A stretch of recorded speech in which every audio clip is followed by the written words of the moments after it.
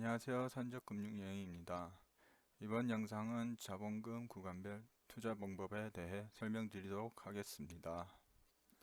자본금이란 시드머니, 즉 잉여 자본금을 말합니다. 여기서 잉여 자본금이란 당장에 몇 년 안에 집을 구매한다거나 결혼식 자금 등 목적에 의해 사용되지 않아도 될 정도의 돈입니다. 먼저 사례원 에서는 1000만원 이하일 경우 삼성전자 우선주에 적금 형태로 투자하시기 바랍니다.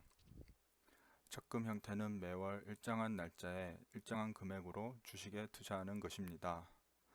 사례 2는 1000만원에서 5천만원 이하일 경우 삼성전자 우선주의 50%, 금 50%입니다. 예를 들어 본인이 3000만원을 가지고 있다면 1500만원은 삼성전자 우선주에 나머지 1500만원은 금을 사는 것입니다. 이후 매월 잉여 자본금이 100만원씩 생긴다면 50만원은 삼성전자 우선주에 나머지 50만원은 금에 투자하는 것입니다. 다음으로 사례 3은 3도 2와 마찬가지이며 마지막으로 사례 4와 5는 잉여 자본금이 1억 이상일 경우입니다. 삼성전자 우선주의 25%, 그리고 금의 25%, 부동산의 50%의 비중을 가져갑니다. 여기서 부동산이란 아파트, 오피스텔, 아파텔 등 주거 목적이 아닌 1층 단독형 상가 또는 꼬마 빌딩 등 임대 사업을 할 수 있는 부동산에 투자하는 것입니다. 다음으로는 구간별 투자에 대한 상세 계획서 내용에 대해 설명드리도록 하겠습니다. 첫 번째로 삼성전자 우선주의 100% 포지션일 조건일 경우입니다. 은행 적금과 같은 형태로 매월 매수 지정날을 선택합니다. 예를 들어 월급날 또는 고정소득일, 소득이 일정하지 않을 경우는 매월 1일, 이러한 식으로 투자 날짜를 지정합니다.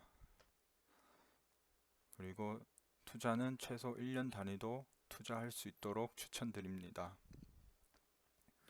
그리고 소득의 60에서 70% 정도 투자를 하면 좋습니다. 개인마다 상황에 따라 비율을 조정하여 투자하면 됩니다. 다음은 삼성전자 우선주 적금 형태로 2008년부터 2020년까지 투자했을 시 그래프와 금액입니다.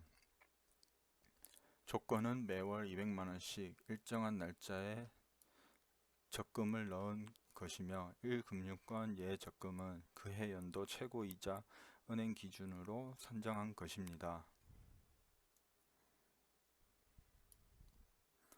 2020년 12월 기준 1금융권 은행에 적금 넣었을 때와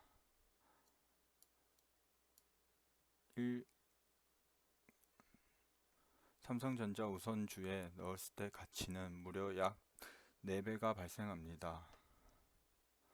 물론 현실적으로 12년 동안 삼성전자 우선주에 투자하기란 쉽지 않습니다.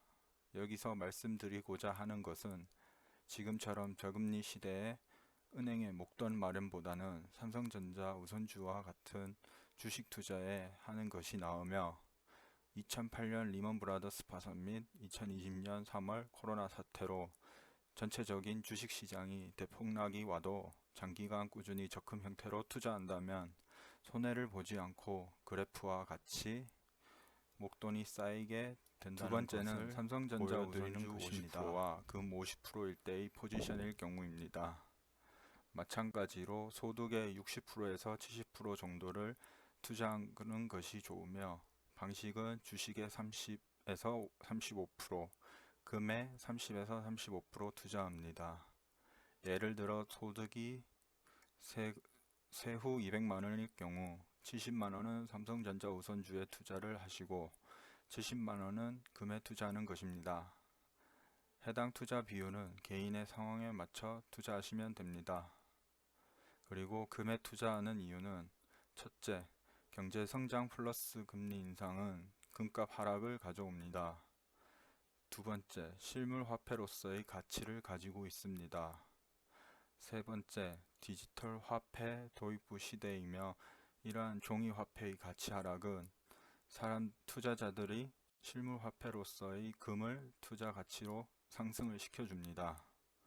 네 번째로는 인플레이션 발생 시 주식 하락에 따른 리스크 방어용으로도 사용하기 좋습니다. 이외에도 여러 가지 이유가 있으며 개인적으로는 화폐 관련 서적을 읽으시며 금 관련 투자 공부를 하시면 좋습니다.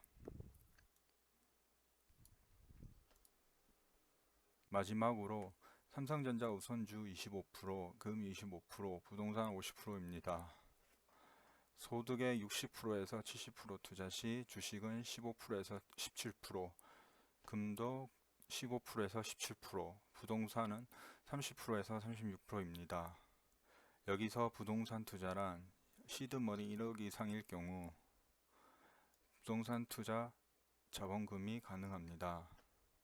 부동산 투자는 경매 또는 단독 1층 상가 또는 꼬마 빌딩 그리고 빌라 투자입니다. 시드머니 1억에서 5억일 경우 경매를 통해 단독 상가 또는 빌라를 낙찰받아 리모델링을 통해서 임대업을 하거나 또는 다시 재매매를 합니다. 그리고 시드머니가 5억에서 10억일 경우 경매를 통해서 꼬마 빌딩을 낙찰받아 매입하여 리모델링 후 임대사업을 추진하거나 또는 재매매를 하여 이윤을 남깁니다.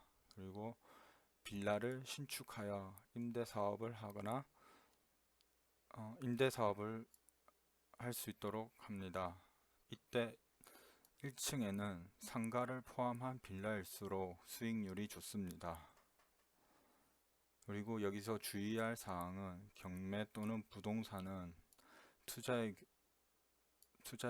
할 경우 많은 지식을 필요로 하며 철저한 시장 분석에 따른 투자를 하여야 합니다. 또한 개인적으로도 많은 공부를 한 후에 투자하시기 바랍니다.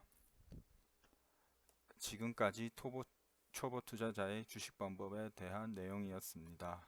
시청해 주셔서 감사합니다.